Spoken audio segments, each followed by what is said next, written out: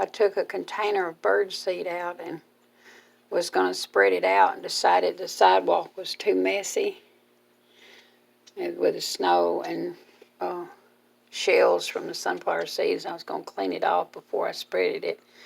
And the birds are like, why did she leave it in that cup?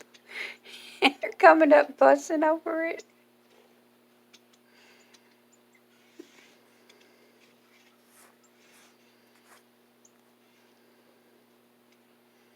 We can't figure out why she didn't spread it out.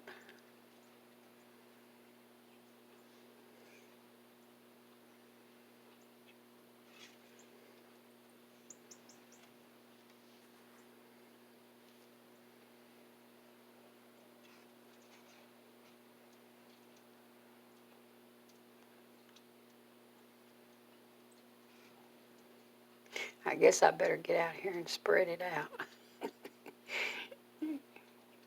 Animals are so funny.